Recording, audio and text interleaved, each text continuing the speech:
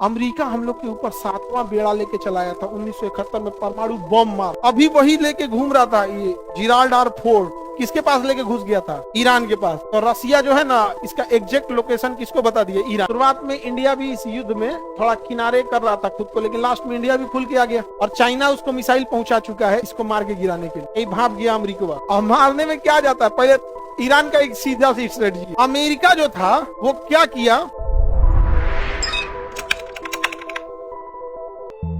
श्रीलंका। देखिए ध्यान, अगला देश श्रीलंका। हिंद महासागर की रानी बोलते हैं किसे? श्रीलंका। क्योंकि हिंद महासागर में सबसे गहरा बंदरगाह श्रीलंका में। आपको जान के थोड़ा पता लगेगा, लेकिन श्रीलंका का कोलंबो बंदरगाह में बड़े जहाज आके रुक सकते हैं। इंडिया के किसी भी बंदरगाह की अभी इतनी कैपेसिटी नहीं है कि 20,000 कंटेनर वाले जहाज को अपने यहाँ डॉक कर सके। यानी बंदरगाह के मामले में, गहरे बंदरगाह मामले में कौन आगे है?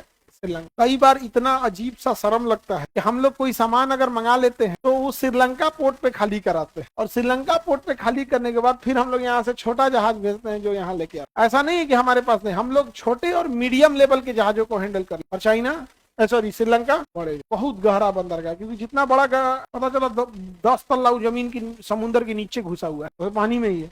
अपने पेदिए लौट जाएगा उसका। अब नीचे पत्थर तो पेदिए फट गया, पानी घुस गया, टाइटेनिक 2। समझे? श्रीलंका समझ में आ रहा है? अब भारत से इसका अच्छा संबंध है श्रीलंका, लेकिन अभी गड़बड़ा गया है चाइना के प्रभाव। और यहाँ के प्रधानमंत्री बड़ा बोल्ड डिसीजन लिया। अब तो जो मालदीव, इसके ईरान के जो नौसैनिक थे उनको रोकने के लिए अमेरिका कुछ किए, वो कहे कि नहीं हम तो मदद देंगे। आगे बढ़े। शुरुआत में इंडिया भी इस युद्ध में थोड़ा किनारे कर रहा था खुद को, लेकिन लास्ट में इंडिया भी खुल के आ गया। समझे? देखिए श्रीलंका ये रहा, और ये ऐसे श्रीलंका का ये बना। श्रीलंका से जो सवाल आएगा ध्यान, श्रीलंका का सबसे गहरा बंदरगाह है कोलंबो। देखिए मिला, कोलंबो मिल गया। अब नीचे ये देखिएगा हम्बनटोटा, एकदम नीचे देखेंगे हम्बनटोटा, एकदम नीचे देखेंगे क्या होगा? हम्बनटोटा।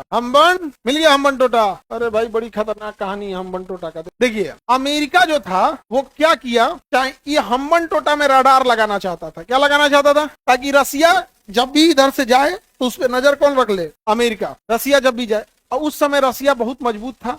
उस समय Kazakhstan, Kyrgyzstan, Tajikistan, Turkmenistan, Uzbekistan, Georgia, Armenia, Azerbaijan, Estonia, Latvia, Lithuania, Belarus, Moldova, Ukraine, ये 15 देश किसका हिस्सा थे? रूस का हिस्सा। ये सब रूस के हिस्सा में टूटे हैं। सब 1991 में टूटा है। आप में से बहुत सारे होंगे लोग 1991 के नहीं हो लोग। हम लोग के आंख के सामने ही सब आजाद हुआ है। जो जर्मनी 1989, रूस टूटा हमने के आंख के सामने 1991। अब समझो बाबू ध्यान से, रसिया का ये ऊपर का एरिया पूरा बर्फ में जम जाता है। रसिया का ये ऊपर का एरिया पूरे बर्फ में जम जाता। और बर्फ जो है वो नेवी के लिए सबसे बड़ा दुश्मन। दूर की लड़ाई में कभी भी आपकी आर्मी और एयरफोर्स काम नहीं आएगी, याद रखिए। जब भी लड़ाई कहाँ होगी? दूर में, तो आपकी आर्मी या एयरफोर्स फेल हो जाएगी। तब कौन काम आएगी? नेवी। अब आपको क्या लगता है इंडिया से ऐसे राफेल उड़ के जाएगा और यहाँ हमला करेगा? 3 बार हाँफ जाएगा, पेट्रोल खत्म हो जाएगा। एक बार भरेगा दुबई में, एक बार भरेगा जर्मनी में, उसके बाद उड़ के जाएगा यहाँ। तब तक पायलट हाँफ जाएगा, क्योंकि दुनिया को पायलट बैठते हैं उसमें, हाँफ जाएगा।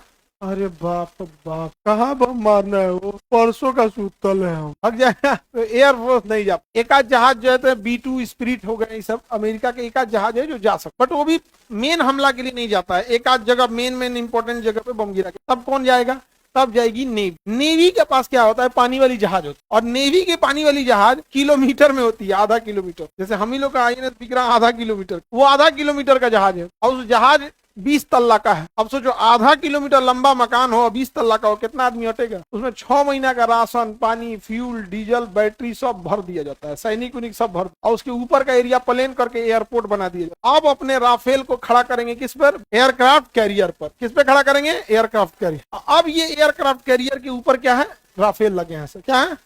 अब ये जाएगा धीरे धीरे, 1 महीना में पहुंचेगा कहाँ पर? अमेरिका के पास। और इससे लगभग 150-200 किलोमीटर दूर लंगर डाल देगा। लंगर डालने का मतलब एंकर गिरा देगा कि अब वहीं पे फिक्स रहे। अब इसके बाद यहाँ से उड़ान भरेंगे सर, अब तब बम मारेंगे। अब पास आ गया, अब फिर उतर के इस पे आ जाएंगे। समझ आ रहा है? अमेरिकन नेवी के पास ये बहुत ज्यादा है। अमेरिका हम लोग के ऊपर 7वां बेड़ा लेके चलाया था 1971 में, परमाणु बम मार। किसके ऊपर? अभी वही लेके घूम रहा था ये जिराल्ड आर फोर्ड। किसके पास लेके घुस गया था? ईरान के पास। तो रसिया जो है ना, इसका एग्जैक्ट लोकेशन किसको बता दिया? ईरान। रसिया एग्जैक्ट लोकेशन किसे बता दिया? और चाइना उसको मिसाइल पहुंचा चुका है इसको मार के गिराने के लिए। भाप गया अमेरिका, एकरा लेके भाग गया है। मुंह आ देगा, इस तरह पगलाया है। और मारने में क्या जाता है, पहले ईरान का एक सीधा सी स्ट्रेटजी है, पहले मारता है 200 ड्रोन, ठीक एग्जैक्ट लोकेशन पे मारेगा 200 ड्रोन। आपकी मजबूरी है मार के गिराओ इनको, नहीं तो ये जा रहा है लोकेशन पे ही। अब 200 ड्रोन के लिए आपकी जो डिफेंस के लिए मिसाइलें थी वो खत्म हो गई, उसके बाद मार देगा 100-150 मिसाइल और उसके पीछे मारेगा मेन मिसाइल। अगवाला छोड़े तो इतना ज्यादा है कि वो मरबे करेगा, क्योंकि थोड़ा छोटा है लेकिन बहुत ज्यादा है, और अगर उसको इंगेज करने में लग गए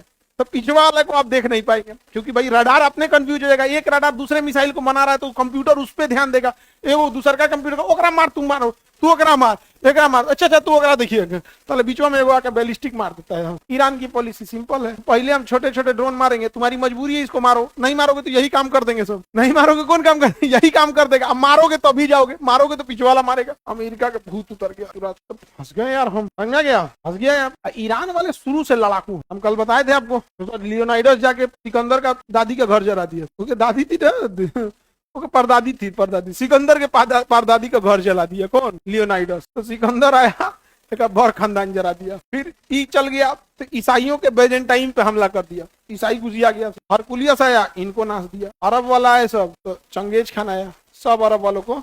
ईरान शुरू से क्या है, बहुत बहुत पावरफुल ईरान। वहां पे गर्ल्स का लिटरेसी रेशियो, जो यंग गर्ल्स हैं उनका लिटरेसी रेशियो 99%, और ओवर और फीमेल का देखेंगे तो 90-95। रीजन क्या है, जैसे मान के चलिए कोई बूढ़ी हो गई तो ओवरऑल फीमेल में वो आएगी, लेकिन अगर पढ़ाई नहीं की तो काउंट तो हमेशा होगा, अब उसको मार के खत्म तो नहीं कीजिएगा।